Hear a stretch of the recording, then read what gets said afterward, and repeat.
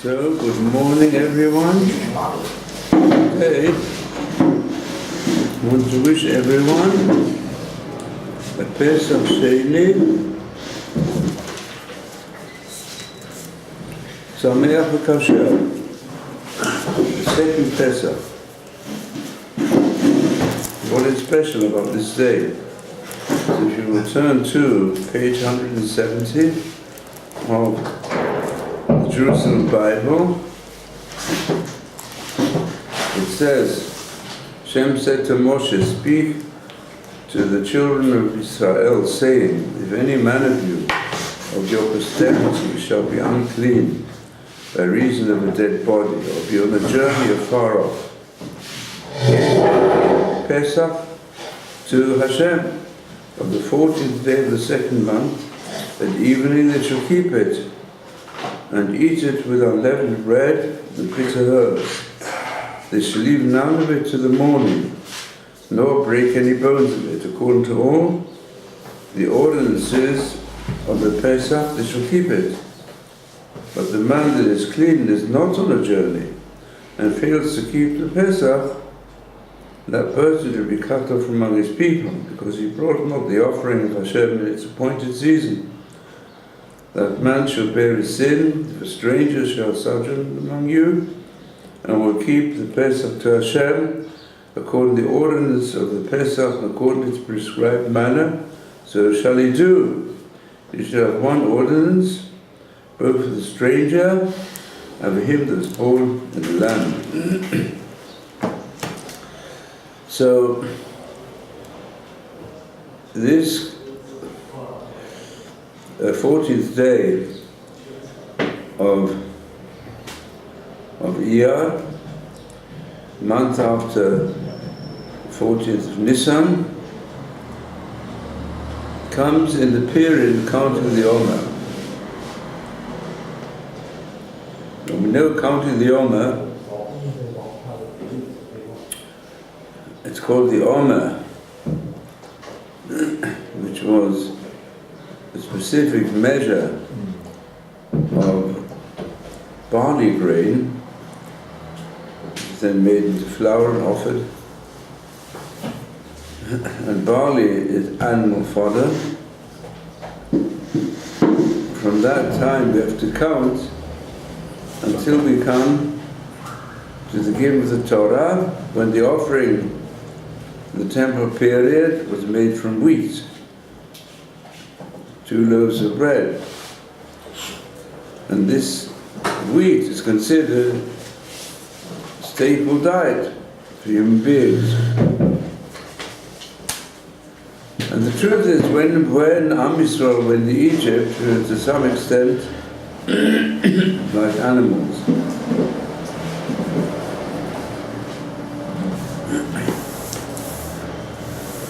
I just recently read a report of the way in which the Allies found the Holocaust survivors at the time when they were victorious over the Nazis. They said many of the remnants who were left over, some described as zombies, not being able to come out of their stony stupor to which they'd been subjected in a terrible manner through the camps, where they were starved almost to death and worked till their bodies collapsed. And some of them behaved like animals, because that's how they were treated, like scum of the earth. So we can also imagine the terrible exploitation and cruelty of the Egyptians, who also subjected people of Israel at that time to become almost like animals. And then we had to raise ourselves up step by step to become more human, to restore the divine image in us, to receive the Torah, to be raised to the highest level.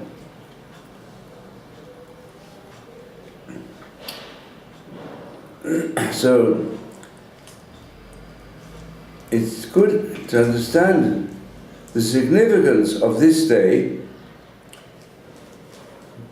little past the middle of the counting period, of the ladder that leads from the animalistic human being, the two-legged animal, and how he can be brought to the highest level. The person might say, well, I even missed the starting point. We were so low that we were not even able to bring the Korban Pesach. We were far removed, because this is the concept of the celebration of Pesach every year, is to reapply the lessons of the first Pesach every year according to the new conditions. Because the commandment that's given here, you can see it's connected even what we should do when we come into our land, when we're in the land of Israel. When in the land of Israel we have a Beit HaMikdash, then you bring the Korban Pesach on the 14th of Nisan, then you count the days till Shavuot. That's how it was in the time of the first Beit HaMikdash, the second, and that's in Yetz Hashem will also take place when we have the new Beit HaMikdash.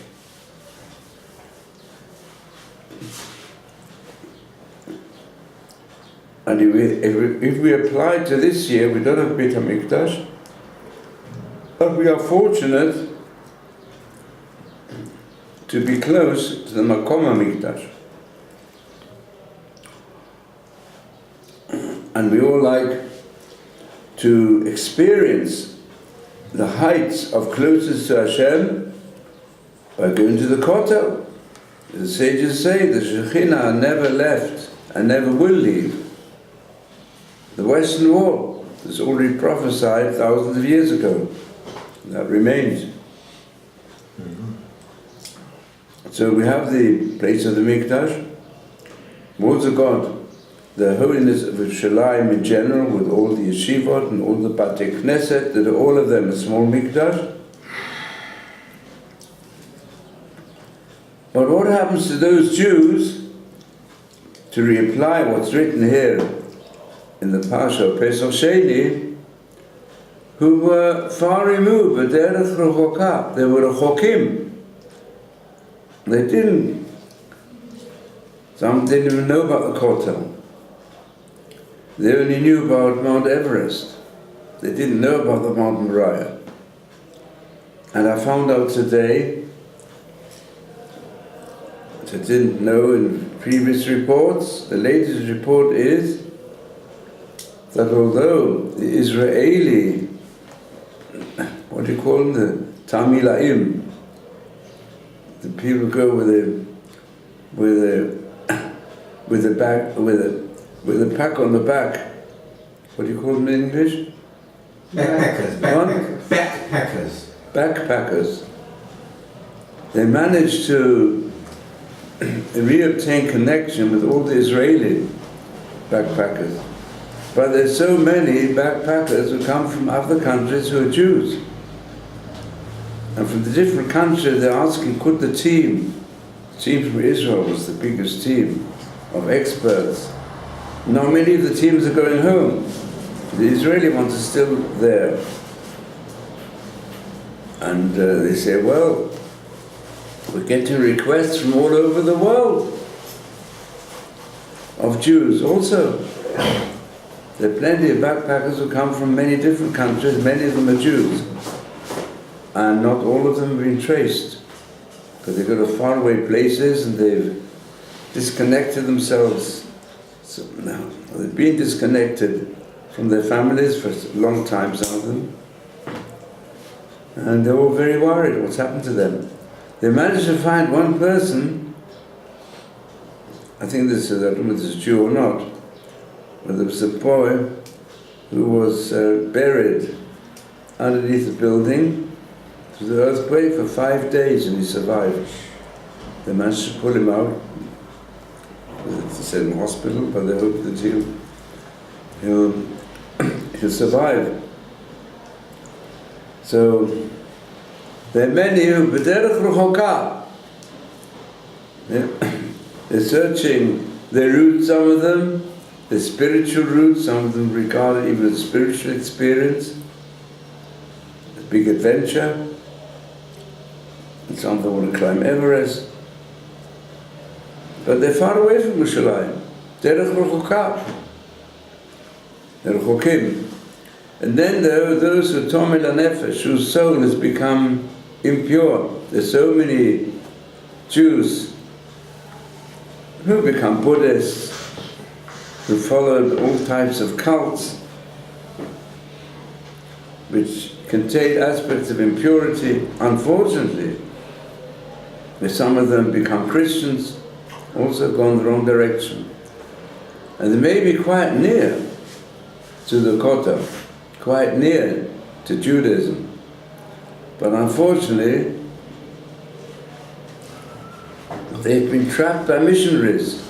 We just had yesterday, Shabbos, which is amazing when we know throughout the centuries of the Christian Inquisition and the Crusaders, there's so many instances in the Middle Ages where Jews were forced to come to a church and listen to the missionaries, or when the missionaries came to the synagogues by force, and they forced all the Jews to listen to them, to become Christians, and anyone was willing to become baptized, fine, you're free.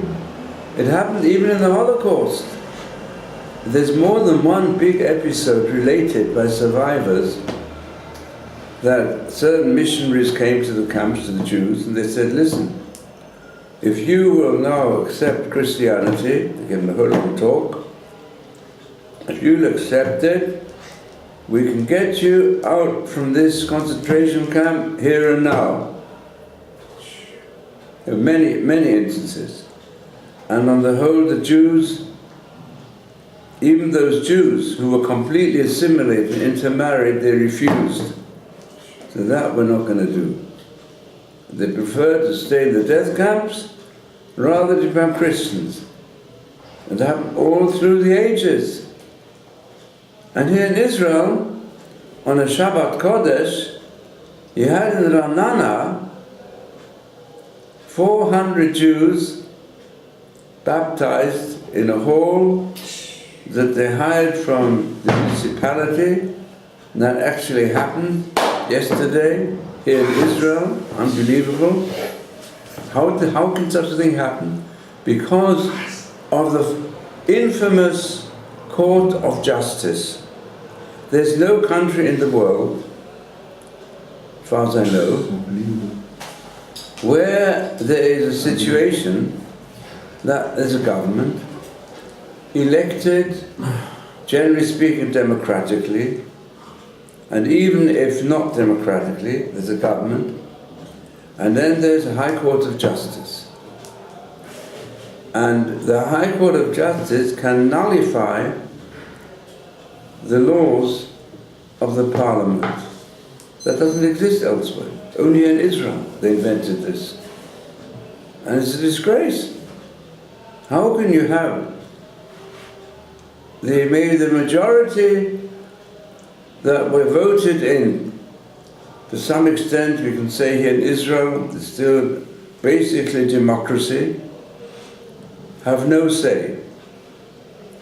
The Supreme Court of Justice can nullify whatever is said by the members who are elected. And the judges of the Supreme Court of Justice are not elected. Not elected by the populace, oh no. They're elected by a group of judges.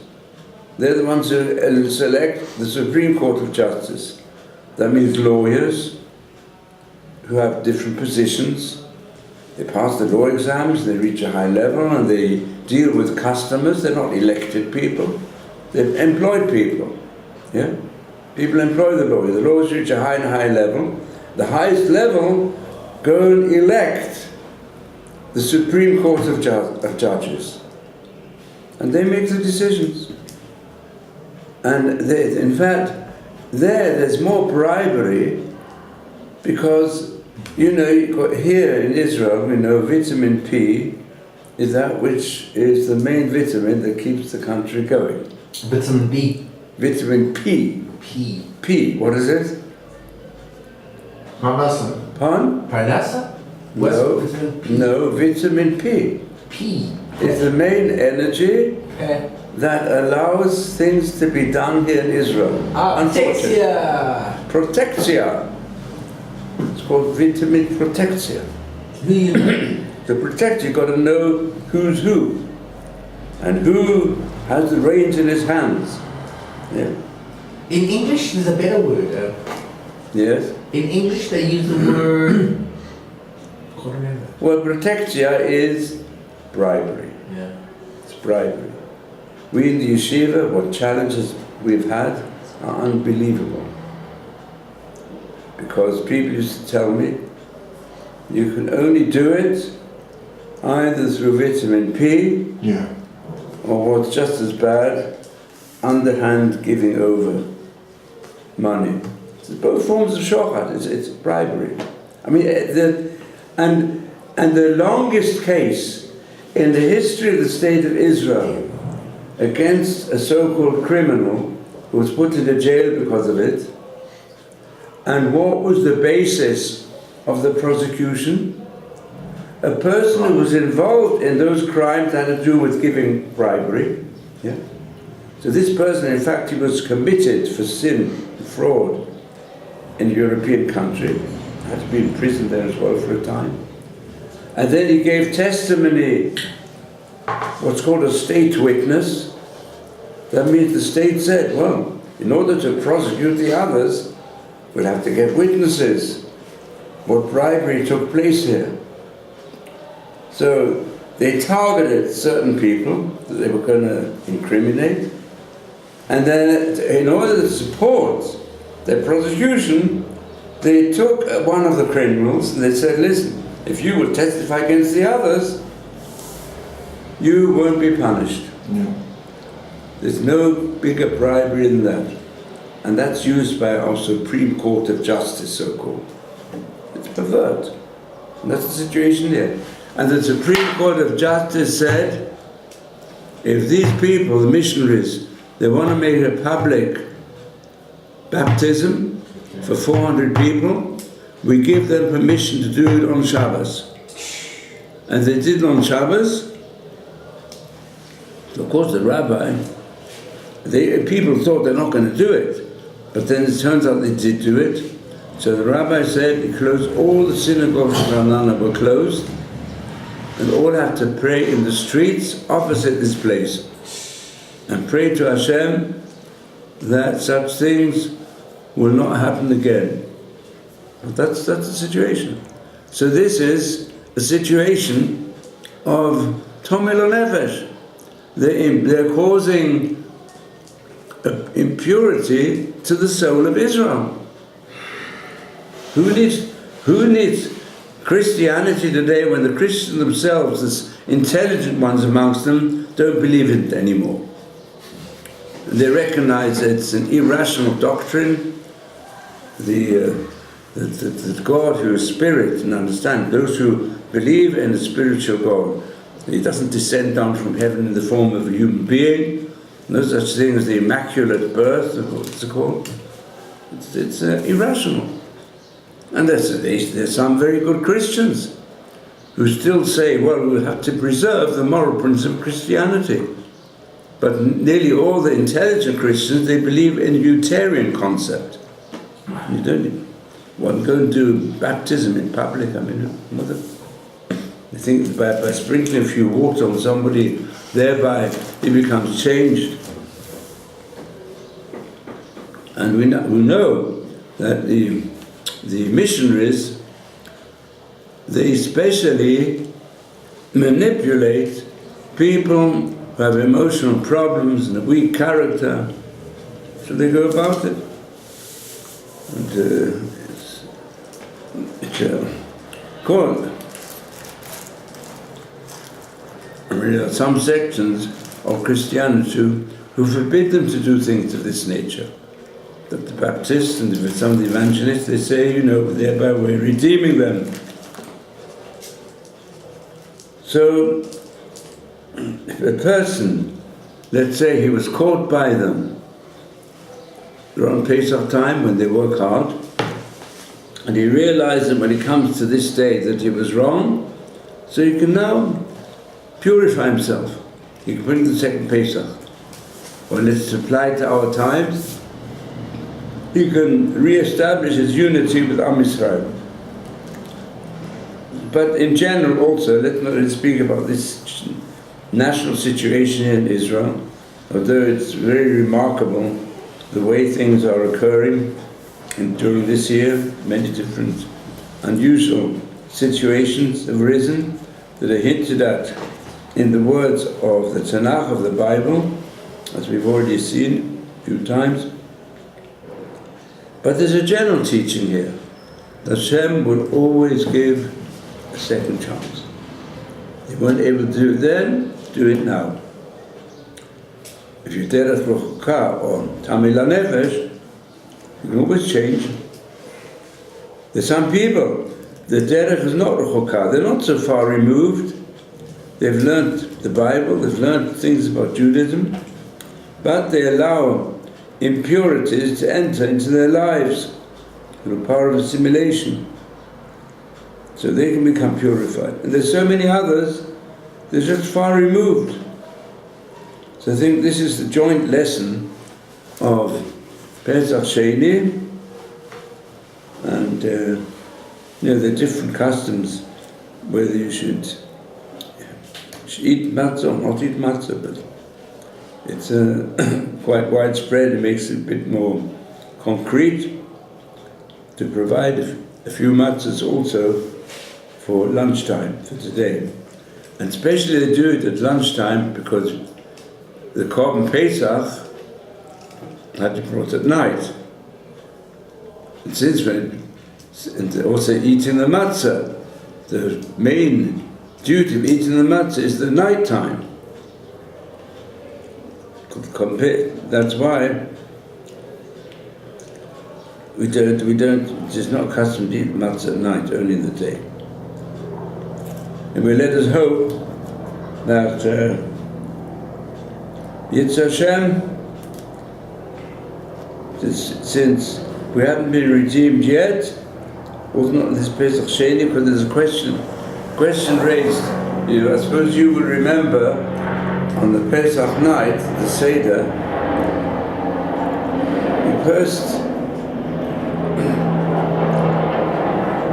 made a bracha on the matzah and ate it by itself.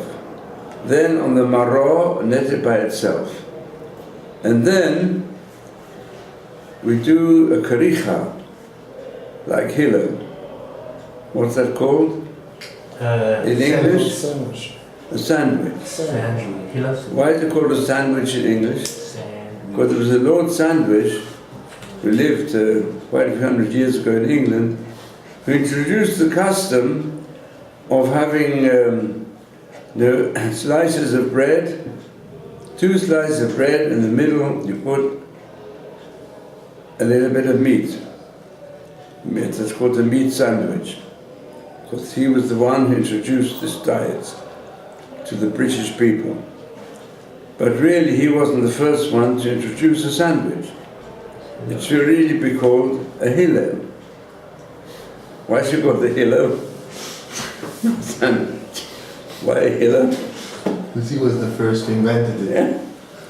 We take Koyre, Pesach, Matzah, Maror, in his time, still Beit HaMikdash, they took together 2 slices of matzah, and in between you put some of the meat from the Korban Pesach, and also some of the maror, because it says because of the verse written here. it brings the verse in Pesach Sheni, where it says, how do you do it? Al matzot u'morim yochluhu. They should eat the korban Pesach together with matzahs and morah. How do you eat the three together? Make a sandwich. So Hillel did this. He did Zeichel and Mikdash Killer. We do it today. Look to remind us what Hillel used to do. So the question people ask, if you look in the Haggadah of Pesach, it's Pesach Rishon. The Haggadah of Pesach, we reenact the night of the Seder of which date? 14th of Nisan. But the verse which is brought in the Haggadah on the 14th, on the night after the 14th of Nisan, the night of Seder, is taken from Pesach Sheni, taken from this verse in front of us, which I quoted. If you look on 170 of the Jerusalem Bible. So why don't they choose the verse written in the 12th chapter of Shemois, where it also says you should eat? It doesn't say it in the same manner. You should eat like it says here. It says you should eat al matzos and brodim, but it says you should eat sli eshu matzos al mrim yochlu. It's also got the pasuk there. Got to be roasted meat, and you should eat it, roasted meat, in addition to the matzah and the maror.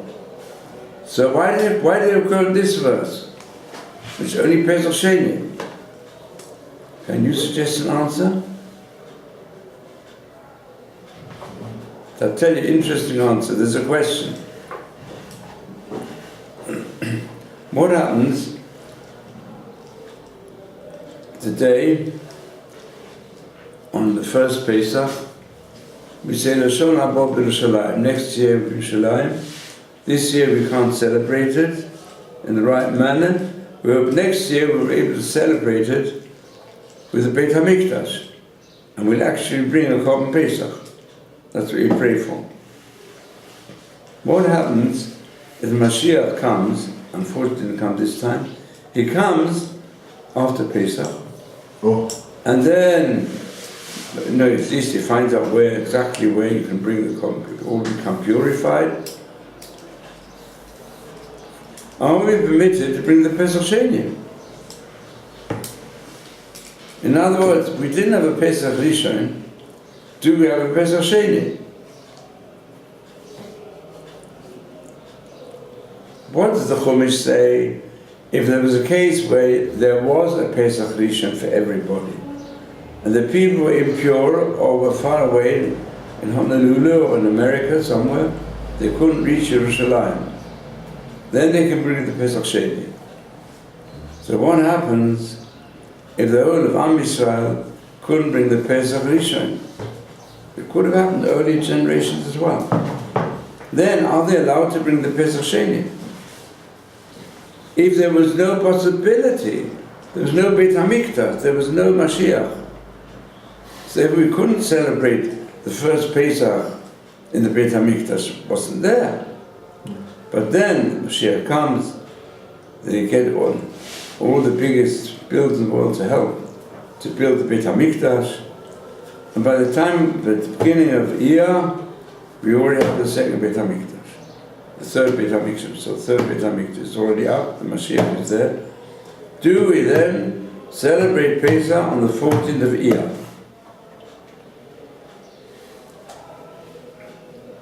What's the din? On the 14th of Iyar? Yes, today. Today.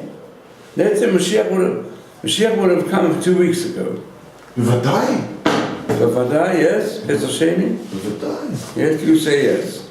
If he comes in between Pesach Rishon and Sheni, Yeah. and we didn't have to make the first Pesach, we have to make the second one. Well, it's a question.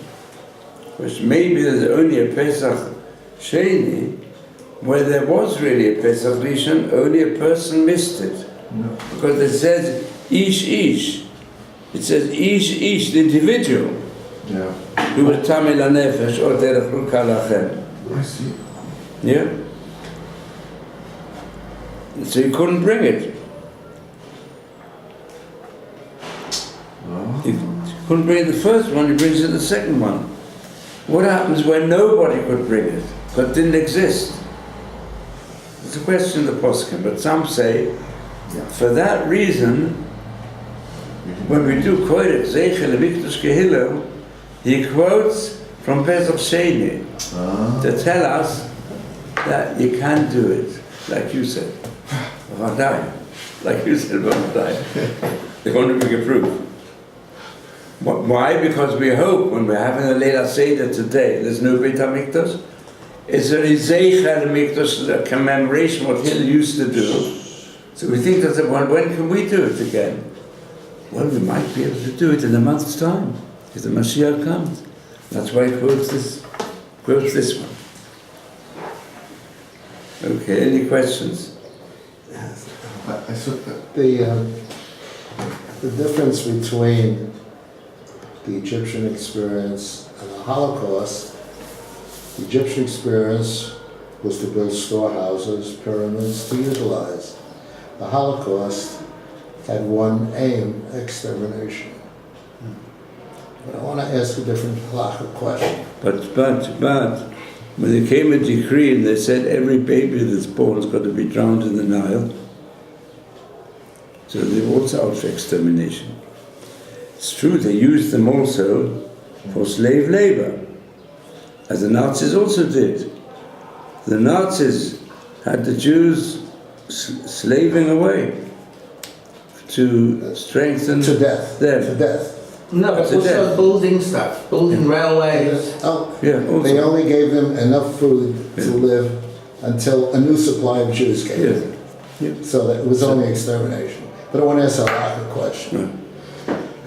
You mentioned missionaries coming into the concentration camp and saying you could be freed immediately if you accept Christianity. Could you accept verbally, but not in your heart, as Moranos did? In order to live, to be a Jew later on. Well, it's a... You're just going to say it. Huh?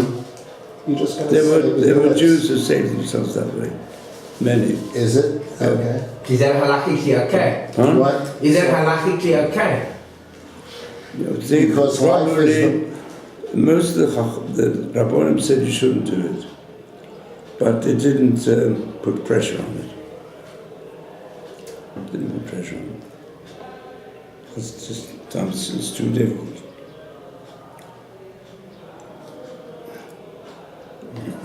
The halacha is you should not verbalize it. No. But still, you know, each situation, you should, a Rav will have to consider each situation, what to tell people. But, many instances there are that when they saw they really wanted in this way to capture the Jews, that's what happened. It happened not only in the concentration camps, it happened very much in the time of the Inquisition. Right. So the Moranos. Moranos were all based on this principle. That we've got no choice, in secret we'll carry on as Jews, in public we'll make up with Christians. So that was that was a proper objective to live as a Jew. Yeah. It's not a simple matter.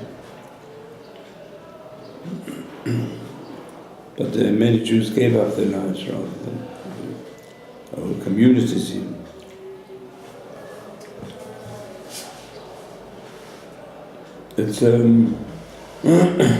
It's discussed widely in the poskim what people should do. In fact, there are different records of some of the great, even Jewish leaders. Maybe for a certain time they kept the Judaism hidden in order to save their lives, and used all different methods. Also in the time of the Holocaust, there were many like that. They kept it. They tried not to declare anything openly that they were Christians, but they hid their Judaism also in many false ways. Keep it hidden. They should be able to escape. Any other questions? It's a very interesting thing, because you informed us of this horrible news about the 400 people who got unfortunately somehow under this procedure of so-called baptized. Yes. And you ask rhetorically, where is such a thing that people sprinkle water and they change? Mm-hmm. But didn't they take it from our holy Torah? Of course they did. Of course they did. The initial baptism was not just sprinkling water, it was to become immersed in water. Tevila. Just like a non-Jew becomes Jewish through Tevila. Yeah. But also we say, let's say a non-Jew becomes Jewish through immersion in the mikvah. And he doesn't believe in keeping the Torah, then it's worthless. It's worthless. Oh. Yeah. It's worthless. I mean, there's no Kabbalat mitzvot, it's a complete fast. And also a person thinks that the Tefillah really helps for it's got a subconscious impact. Yeah, it's like a complete Tefillah has certain parallels subconsciously to the concept of rebirth, becoming reborn, as it were. So, but not that a person is, that more uses the term tovel v'sheretz b'yado. If he's got the source of impurity in his hand, he does tevila, it doesn't help at all. So if a person intends to keep on with his sinfulness in one way or another, or intends to go in the mikveh, and then he doesn't do teshuvah, so he's really clinging still to his previous sins, it's also tovel v'sheretz b'yado. That's the phrase used in the morning. I believe there was a protest last night at Haredim. Has that got to do with the Ronana episode? Which aspect? Last night, Yes. I believe there was a protest in town. The Haredim protested. What, here in Yerushalayim? Yerushalayim. Why? I wonder if that's Could got be. to do with the Ronana. Could be. Could well be. We sprinkle the waters of the